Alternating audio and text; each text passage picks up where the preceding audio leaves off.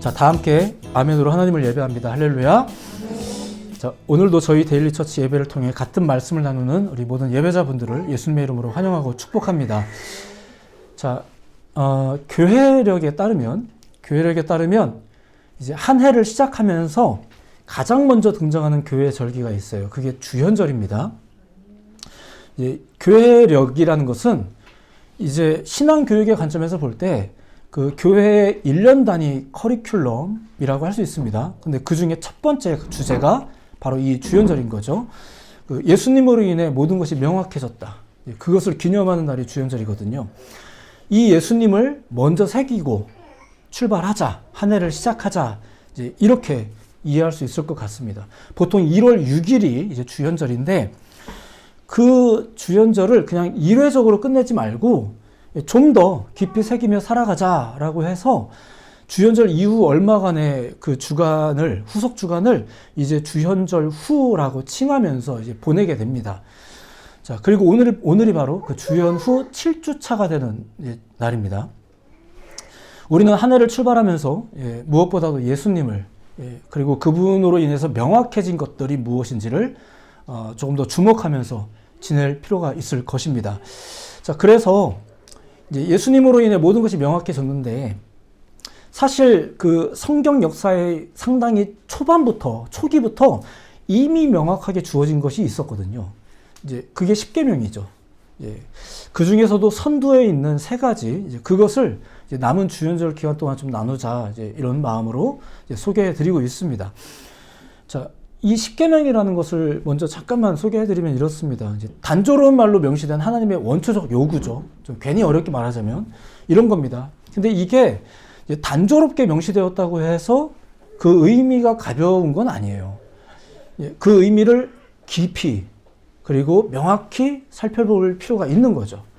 그러니까 예수님으로 인해 모든 것이 명확해진 것처럼 이 말씀이 여러분에게 좀 더 명확해지기를 좀 소망하며 저도 먼저 말씀을 나누고자 합니다. 먼저 지난주에는 첫 번째 계명에 대해서 소개를 해드렸습니다. 나 외에는 다른 신들을 너희에게 두지 말라라는 내용인데 이제 조금 정리해드리자면 그 계명은 하나님 외의 것을 너에게 두지 말라라는 뜻이라고. 자, 근데 이게 하나님 외에 전혀 아무것도 네 곁에 없어야 된다 이런 건 아닙니다. 그런 건 아니고요. 이 계명이 주어지던 상황을 좀 생각해 본다면 하나님께서 자기 자신을 나는 너희를 구원하는 존재다라고 소개한 다음에 이 1계명을 말씀하셨거든요. 그러면서 나 외에는 다른 신들을 이렇게 이어진 거예요. 그러니까 이것은 우선적으로 구원에 관한 이야기예요. 구원에 관한 이야기. 구원을 염두하면서 지금 이야기하시는 겁니다. 하나님 외에는 구원이 불가능하다는 것을 지금 이야기하고 있다는 거죠. 너를 구원하지도 못하는 것들을 네 곁에 두지 말라. 이제 이런 맥락으로 이제 보셔야 된다는 얘기예요. 이게 하나님께서 짧고 강력하게 첫 번째 주신 계명이었어요. 첫 번째. 그런데 자, 얘들아, 이게 첫 번째다라고 주신 말씀임에도 불구하고 하나님이 아닌 다른 것들, 그것들을 향한 기대감을 가지는 것, 심지어 그 기대감으로 그것을 추구하며 사는 것, 이걸 보통 우리가 불신앙이라고 하는데 그렇게 하나님이 명령하신 첫 번째 명령부터 어겨가면서 우리를 불신앙에 빠지도록 하는 게 있습니다. 그게 두 번째 계명의 이야기예요. 그러면서 이 계명으로 넘어가는 겁니다. 자, 하나님은 십계명을 주실 때 하나님께서는 첫째, 둘째 이런 표현을 쓰지 않으셨다고 이제 지난번에 소개해드렸는데 없습니다. 성경 구절에 보면 이것을 우리가 그냥 잘 기억하려고 성경 뒤편에 기록하면서 이제 첫째, 둘째 이걸 첨부한 거예요. 어쨌거나 그것 때문에 사람들은 보통 이제 계명들을 이제 하나님이 주신 이 계명들을 이제 각각마다 강력한 특징을 지닌 하나님의 그 여러 가지 요구, 그래서 이건 꼭 외워야 된다. 우리가 보통 이런 식으로 이제 십계명을 접하는데 사실 그렇지 않습니다. 이 계명들은 공통된 주장과 공통된 목적을 가지고 주어진 것들이에요. 그것이 무엇인지를 보려고 지금 주연절 남은 이제 기간 동안 좀 살펴보고자 하는 거죠. 자, 오늘은 그 두 번째 시간으로 소위 이계명에 대해서 지금 소개해 드릴 것입니다. 근데 이것이 이제 1계명과 다르지 않은 거예요. 이어지는 거예요. 일단 내용상으로는 우리가 우상을 만들지 말라라고 알고 있는 바로 그 계명입니다. 자, 이제 그것을 조금 복잡한 듯 하지만 나름대로는 상세하게 좀 살펴보도록 하겠습니다. 이것을 좀 구분해서 이제 볼 건데 이런 겁니다. 첫 번째는 우상이라는 것에 대해서 많이 들어보셨죠? 그러니까 불신앙에 빠지도록 만드는 대상의 문제입니다. 대상의 문제. 둘째는 열심의 문제. 열심. 우리도 어떤 열심을 발휘하지 않습니까? 또 열심히 하자고 서로 권고하기도 하는 거. 이런 열심이라는 게 있어요. 그리고 세 번째는 이제 삶에 대한 거. 이거 너무 광범위한 주제인데 우상과 관련해서만 이 삶에 대해서 간단하게 이제 살펴볼까 합니다. 이 세 가지를 가지고 오늘 이야기를 보도록 합니다. 자, 먼저 하나님께서 이 계명을 어떤 식으로 주셨는지를 먼저 생각해 보셔야 돼요. 이제 자, 예수님의 제자들이 이제 예수님한테 이런 요청을 한 적이 있었습니다. 이런 질문을 한 적이 있었어요. 가장 큰 계명이 뭡니까? 이런 질문을 한 적이 있었는데 예수님이 이에 대해서 이제 답을 하시죠. 마가복음 12장의 내용인데 한번 들어보시면 이렇습니다. 29절에 예수께서 대답하시되 첫째는 이것이니 이스라엘아 들으라 주곧 우리 하나님은 유일한 주시라 라고 말하면서 시작됩니다. 그러니까 일종의 전제를 먼저 말씀하시는 거예요. 그러니까 첫째가 바로 지금 말한 게 아니라 하나님은 유일한 주님이시다 이 이야기를 먼저 하고 그리고 나서 30절에 그 첫째를 이야기합니다. 그러니까 예수님은 첫째, 둘째란 말을 쓰셨습니다. 자, 그 말씀이 이거예요. 네 마음을 다하고 목숨을 다하고 뜻을 다하고 힘을 다하여 주 너의 하나님을 사랑하라 하신 것이요. 이렇게 이제 말씀하셨어요. 어디서 들어본 거죠? 자, 이 예수님의 이 말씀은 권면의 방식입니다. 그러니까 사랑하라, 하라라는 거죠. 예수님께서 인용하신 이 말씀은 신명기 6장의 내용입니다. 그 신명기 6장도 또 보시면 신명기 6장도 보면은 똑같이 권면의 방식으로 하나님을 사랑해라 라는 이야기를 해요. 근데 그 다음에 조금 더 이런 이야기가 이어지는데 신명기의 이야기인데 조금만 소개해드리면 이렇습니다. 이제 사랑하라 라고 권면하신 이후에 그것을 마음에 새겨라. 자녀들에게도 가르쳐라. 앉았을 때든 돌아다닐 때든 누울 때든 일어날 때든 그 말씀을 가까이 해라. 심지어는 그것을 네 주변에 흔적으로 남겨서 계속 그것을 보라. 이런 내용들이 이런 권면이 계속 이어집니다. 권면이죠. 권면이에요. 너희들의 삶을 이렇게 살아라라는 권면이에요. 하나님을 사랑하라라는 법도를 너희의 삶 속에서 가까이 하고 새기고 나누고 누리며 살라는 거죠. 이제 그게 모세. 사실은 이거에 대한 저자가 누군지에 대한 이야기가 좀 분분하니까 어쨌거나 누군가가 이렇게 권면을 하는 거예요. 그리고 예수님도 권면하셨죠. 자, 이와 같은 권면은 사실 사람이 사람에게 나누는 방식이라고 할 수 있죠. 자, 그런데 하나님이 사람에게 아주 직접적으로 너무나도 명확하게 주신 것이 십계명이잖아요. 그 십계명의 표현 방식은 권고 방식이 조금 다르더라 이거예요. 어떻게요? 이런 거죠. 하나님이 고대 이스라엘에게 주신 사람에게 주신 원시적 계명입니다. 그 계명을 보시면 대부분의 경우 권면의 방식이 아니라 제한의 방식을 띠고 있어요. 10가지 계명 중에 8가지가 하지 말라예요. 그러니까 우리가 막 뭘 하려고 꿈틀거리려고 하는데 하나님이 자꾸 세우는 거죠. 멈춰 세우는 거예요. 그래서 경우에 따라서는 좀 기분이 상하죠. 주님 말씀 들으면 기분이 상할 때가 있어요. 자꾸 뭘 하지 말라고 하니까 좀 기분이 상할 때도 있죠. 하나님께서 왜 우리의 삶 속에 실제로 이제 적용되고 성취되어야 할 법도를 지금 우리에게 주시는 거잖아요. 이 법도를 주시면서 왜 우리의 행위를 독려하기보다 제한하려고 하신 걸까? 왜 그러신 걸까? 자, 무엇보다 그 문제는 죄 때문이에요. 죄 때문입니다. 죄가 개입한 이후 인간의 모든 행동과 모든 추구함이 하나님으로부터 빗나가는 그런 기질을 가지게 되어서 그렇습니다. 자, 그러니까 십계명은 원래 본성이 죄로 물든 사람들에게 주어지는 계명인 거예요. 죄로 물든 사람들에게 주어지는 계명. 죄로 물든 사람들이라는 전제 하에서는 권고의 방식이 달라지기도 하죠. 제한의 방식을 띤 1계명이 하나님 외에 다른 것을이라고 지금 말하고 있잖아요. 하지 말라고. 근데 권면의 방식을 띈 예수님의 주 너의 하나님을 사랑하라라는 말씀은 이 두 가지는 사실 다르지 않아요. 같은 맥락을 띠죠. 다만 이제 방식이 좀 다른 거예요. 뭐 직접 화자가 달라서 그런 걸 수도 있겠지만 그것을 듣는 우리 때문이기도 합니다. 자, 사람들이 죄에 물들었다는 것이 어떤 의미일까요?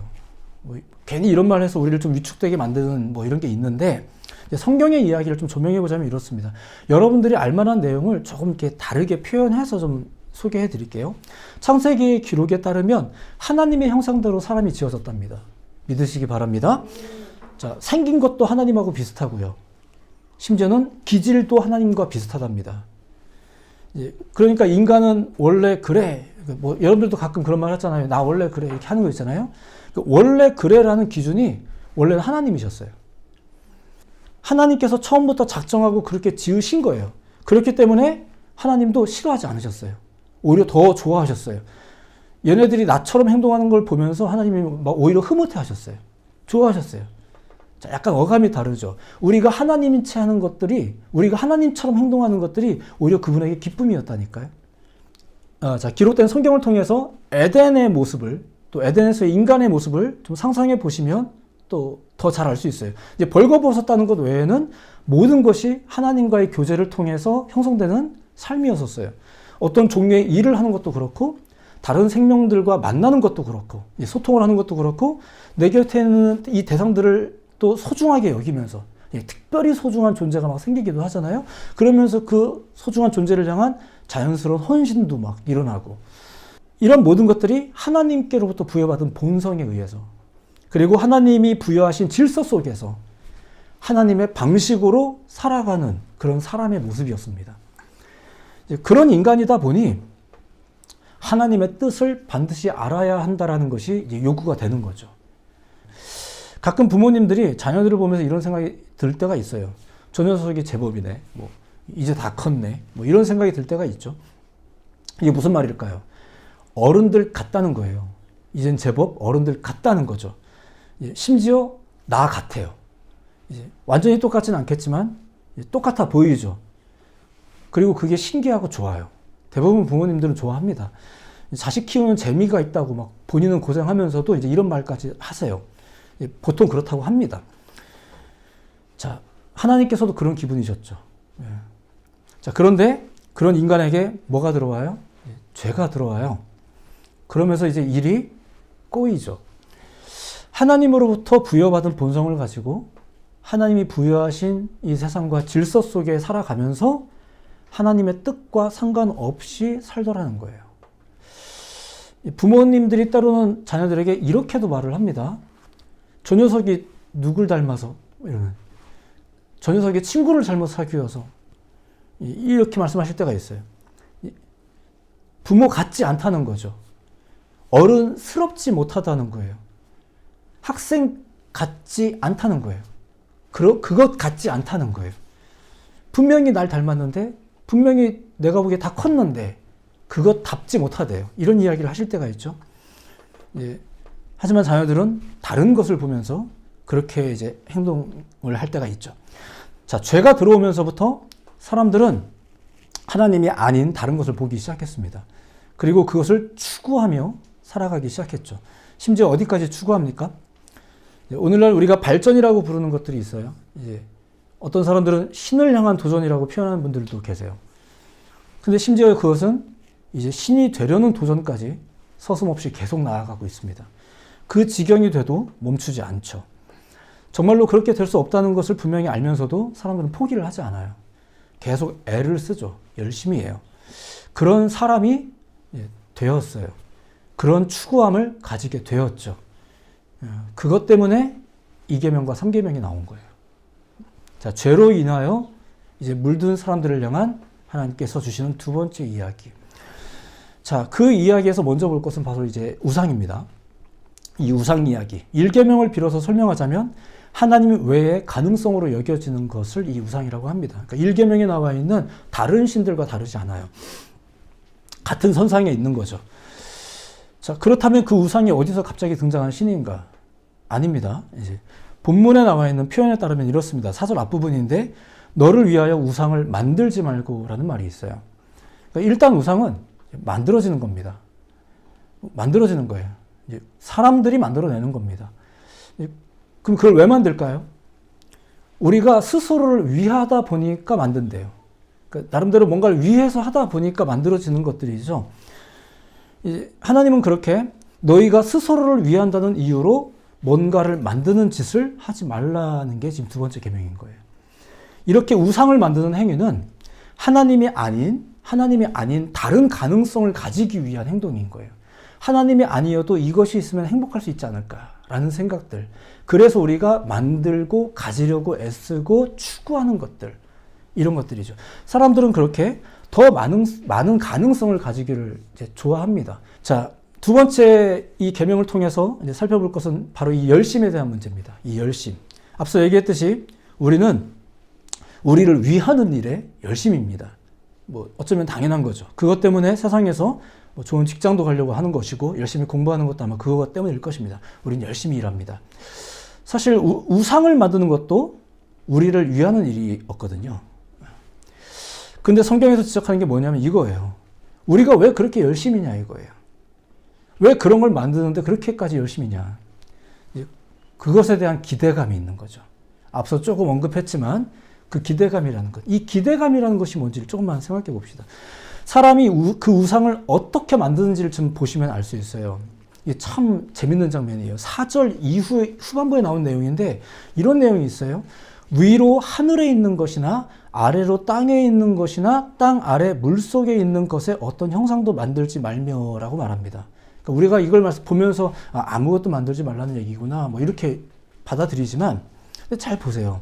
잘 보시면 우선 우리 인간이 하늘도 땅도 심지어 땅 아래 물속도 열심히 살핀다는 거예요.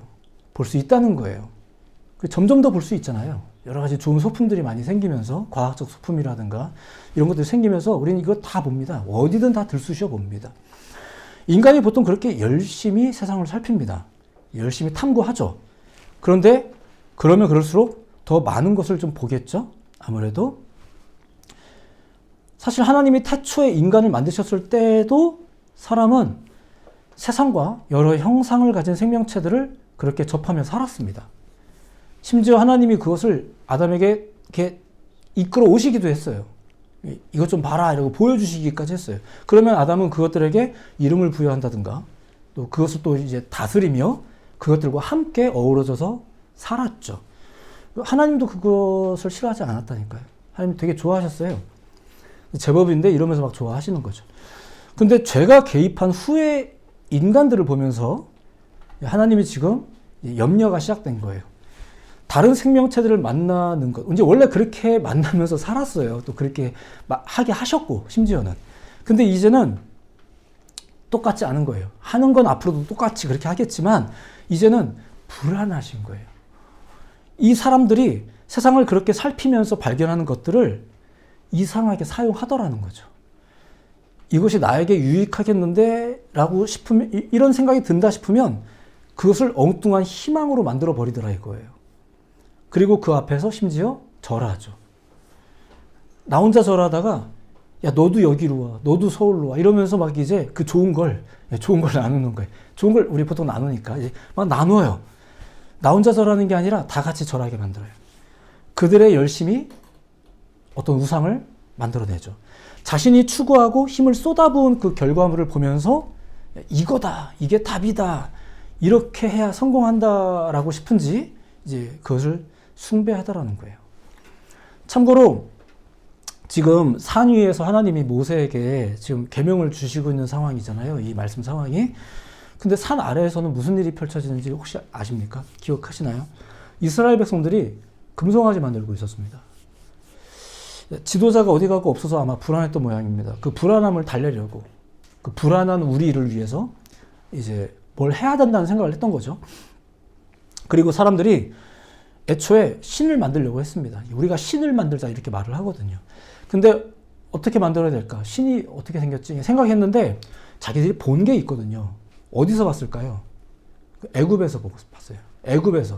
애굽에서 본 애굽의 신이 있어요. 이제 세상을 살피다가 타 종교의 우상까지 봤죠. 이제 애굽에서는 이 황소 형상을 띤 아피스라는 신이 있습니다. 이 우상이 있어요. 그걸 숭배하는 신앙이 있었죠. 이제 그것을 보고 베껴서 만든 거예요. 금송아지가. 정성껏 만들죠. 돈도 많이 들이고 화려하고 위험 있게. 자, 그리고 활용점정. 어떤 사람이 이렇게 선포해 줍니다. 이는 너희를 애굽 땅에서 인도하여낸 너희들의 신이다. 아, 끝났죠. 그러니까 그 앞에 다 절하는 거예요. 절할 만하지 않나요? 일단 우리가 온갖 정성을 다 쏟아부었어요. 애착이 가죠. 이전부터 보던 모양새도 가지고 있어요. 뭐 애굽에서 본 거긴 하지만 어쨌거나 이게 보통은 아니거든요. 엄청 번쩍거리고 막 위험이 있고 사람들이 다 거의 다 절하거든요. 누군가가 또 더군다나 그렇게 말해줍니다. 그래서 믿는 거예요. 내가 믿기에 좋은 조건을 이 우상이 다 가지고 있죠. 그리고 그 결과가 어떻게 될까요? 이겁니다. 이것은 1계명을 어기는 것과 똑같습니다. 다만 이 두 번째 계명은 우리가 하나님이 주신 이 기질을 가지고 무엇을 추구할 수 있는지, 또 무슨 짓을 할 수 있는지를 지금 보여주는 거예요. 그리고 이제 그것을 제한하는 거죠. 예전 같았으면 그냥 내버려 뒀어요. 예전 같았으면 오히려 다른 생명체들 데리고 와서 막 보여줬다니까요. 얘가 철저하게 나에게 순종하는 사람이었다라면 하나님께서 더 많은 것을 보여주실 거예요. 오늘날도 동일합니다. 하나님은 선하셔서 여러분들이 하나님의 뜻 가운데 있을 때 하나님은 여러분들에게 더 많은 것을 보여준다는 것을 믿으시기 바랍니다. 그런데 불안할 때가 있단 말이에요. 불안하면 맡기지도 못해요. 그리고 얘가 자꾸 뭐 보고 돌아다닌다고 하면은 괜히 그게 더 불안해요. 이럴 때가 있는 것 같아요. 그걸 하나님이 아시는 거죠. 그래서 적어도 이 부분에서는 더욱 10가지 중에 8가지가 어차피 제한하는 거지만 이 두 번째 계명에서는 더욱 이 제한의 방식을 명령하시는 거죠. 자, 두 번째 계명에서 마지막으로 볼 것은 이제 삶에 대한 겁니다. 이제 이건 뭐 단순합니다. 그냥 이거예요. 이렇게 살면 이렇게 된다는 거예요. 5절에 보시면 그런 내용이 나와요. 네 하나님 여호와는 질투하는 하나님인즉 나를 미워하는 자의 죄를 갚되. 내가 그 죄를 갚되. 그 죄에 대해서 내가 가만히 있지 않되. 이런 이야기예요. 하나님께서 그 죄를 갚으시는 방식으로 우리의 삶에 개입하신다는 거죠. 자, 이런 식으로 개입하면 좀 두렵죠. 그죠? 부모님이 퇴근하신다라고 하면은 보통 이제 자녀들이 뭐 반기기도 하고 뭐 이렇게 해요. 근데 뭐 엉뚱한 짓을 했다거나 뭐 성적표가 나왔다거나 냄비를 태워 먹었다거나 이러면은 이제 곧 부모님이 오신다는 게 마냥 이렇게 행복하진 않아요. 약간 비슷할 수 있지 않을까 싶습니다. 하나님이 내 삶에 오신다는 것이 성경에 보면 그걸 아예 막 바라는 사람들도 있더란 말이에요. 그런데 이제 두려울 수 있어요. 이제 그게 이제 결과예요. 우리의 삶 가운데 드러나는 결과. 우리는 보통 우리의 삶을 위해서 무언가를 해야 된다. 또 무엇을 할 수 있을까? 뭐 이런 생각들을 주로 합니다. 물론 무언가를 추구하는 이 행위 자체가 하나님을 닮아섭니다. 하나님이야말로 좋은 것을 추구하는 분이라는 것을 믿으시기 바랍니다. 다만 묘하게 뒤틀린 열심이라는 게 있어요. 죄 때문이겠죠. 이제 그런 죄 때문에 뒤틀린 열심이 우리의 삶에 가득할 때, 우리의 삶을 채울 때 어떻게 될까? 뭐 이런 거죠. 그 결과가 어떻게 될까? 성경은 이에 대해서도 충분히 이제 예를 보여주고 있습니다. 자, 오늘의 말씀을 좀 정리하겠습니다. 이제 두 번째 계명을 가지고 좀 복잡한 듯 하지만 일부러 구분을 해서 좀 소개를 해드렸습니다. 당연한 얘기지만 하나님께서 이 10계명을 주신 이유는 우리의 삶을 위해서입니다. 우리가 어떤 삶을 살아야 될지, 얘네 본성 가운데 죄가 스물스물 들어갔는데 이런 내 백성들이 어떻게 살아가야 될지, 그냥 내버려 둬도 되겠는지, 그렇게 해서 계명을 주신 건데 이것이 우리의 삶을 위한 거라는 거죠. 우리의 삶 속에서 가장 우선순위를 두어야 할 것이 무엇인지, 우리가 가진 기질이 어떻게 적용될 수 있는지, 때로는 우리의 이 기질을 어떻게 제어해야 될지, 어떻게 붙들어 두어야 될지, 우리도 가끔 이런 말들 하지 않습니까? 그럴 의도로 말한 건 아닌데 분위기가 이상하게 흘러간다. 이런 거 있잖아요. 그죠? 나는 열심히 살았을 뿐인데 왜 일이 이렇게 뭐 이런 거 있지 않습니까? 우리의 본성은 하나님을 닮았지만 이상하게 하나님처럼 돌아가지 않는 세상이며 내 모습이며 뭐 그런 것 같습니다. 분명히 우리는 하나님을 닮았는데 이상하게 우리가 마냥 하나님처럼 하는 것 같진 않아요. 그리고 하나님스러운 결과가 나오지 않을 때도 있는 것 같아요. 왜 그럴까요? 그렇게 계속 둬도 괜찮을까요? 그래서 이제 이런 계명들을 주시는 거겠죠. 우리는 이 계명을 통해 바로 이런 질문을 가질 필요가 있는 것입니다. 그냥 하지 말라 이러니까 막 기분 상해가지고 난 안 지켜 이럴 게 아니라 왜 이렇게 하나님은 제어를 하실까? 이런 거 있어요. 우리도 가끔 그렇지 않습니까? 우리 아기일수록 내버려 두면 이 아기가 어디로 갈지 항상 우리 불안하거든요. 이 아이가 살아서 꿈틀거리는 게 되게 행복하면서도 이 아기가 어디로 뛰쳐갈지 몰라서 항상 불안함을 가지는 것과 비슷한 것 같아요. 그래서 우리는 보통 이 아기를 이 아기에게 권면을 하진 않아요. 보통 토닥이죠. 진정을 시키고 붙들어 세우고 뭐 이렇게 하는 것 같습니다. 하나님께서는 지금 우리의 이 바쁜 삶을 좀 해방하시려고 매우 까다롭고 귀찮은 어떤 원칙을 또 던져주시는 게 아니에요. 죄로 인해 뒤틀린 세상에서 또 하나님의 사람들이 진정한 생명과 활력과 또 그리고 삶의 추구함을 가지고 살기를 지금 원하시는 거죠. 여러분들 방해하려고 하지마. 뭐만 하려고 하면 못하게 하셔. 이게 아니라는 거예요. 해방하는 게 아니에요. 바르게 가기를 원하시는 거죠. 예전에 제가 이제 그림을 그리다가 서양화 풍경, 수채화인데 그림을 그리다가 이제 이런 적이 있습니다. 마음에 안 들었었어요. 마음에 안 들어서 근데 이미 시작한 거니까 어떡해요. 그래서 덧칠을 하기로 결심을 했어요. 나름대로 제가 선택한 최선의 방법입니다. 더 나아가 내가 덧칠을 해서 이 그림이 더 나아질 거라는 기대감을 가지는 거죠. 그래서 이제 한 겁니다. 꼼꼼하게 덧칠을 이제 합니다. 대충 그럴듯해진 것 같아서 처음에는 이제 만족스러웠는데 그림이 조잡해져 있더라고요. 남들이 볼 때는 뭐 어떻게 볼지 몰라요. 남들은 뭐 괜찮다고 할 것 같은데 오히려 이것 때문에 애를 쓴, 더 많이 수고를 한 나는 알겠더라고요. 이게 너무 조잡하다는 걸. 그리고 그 조잡하다는 사실이 실제로 이 그림에 새겨져 있어요. 이 그림을 이렇게 돌려보면 수채화 같은 경우는 특별히 더 그런 것 같아요. 이렇게 돌려보면 그 그림 뒤에 덧칠한 붓자국, 물자국이 뒤에 다 새겨져 있어요. 굉장히 조잡하죠. 다 보여요.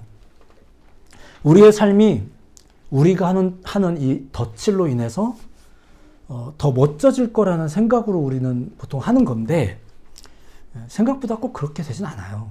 꼭 그런 것 같진 않아요. 그래서 우리가 이제 하나님이 필요한 거예요.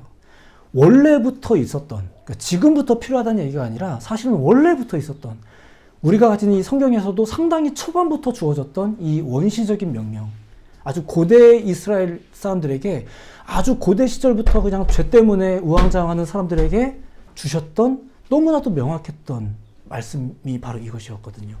우리는 그 말씀이 필요한 거예요. 우리는 그 하나님이 필요하죠.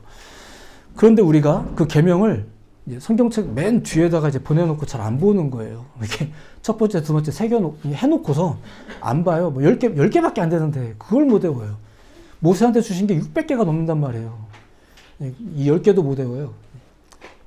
뭐 애운다고 다 되는 건 아니에요. 어쨌거나 하나님을 제외해 버리고 다른 가능성을 구하는 온갖 시도들, 열심히 사는 것 같긴 한데 이제 많이 어리석을 수 있죠. 오늘날은 그 열심 자체가 이제 존중받는 그런 시대인 것 같습니다. 하지만 오늘 우리는 이 계명을 통해서, 이 하나님의 말씀을 통해서 우리의 실상을 좀 깨달을 필요가 있어요. 그리고 하나님의 도우심을 바라야 하겠죠. 하나님을 더욱 바라시는 여러분 모두가 되기를 예수님의 이름으로 축복해 드립니다. 하나님을 찾을 줄 아는 것은 굉장히 커다란 특권이고 축복입니다. 오늘도 그렇게 또 함께 예배하며 하나님의 뜻을 또 분별하기 위해 귀 기울이시며 또 선포하는 권고에 아멘하는 여러분들에게 하나님의 은혜가 또 축복이 가득하시길 다시 한번 예수님의 이름으로 축복해 드립니다. 기도하겠습니다.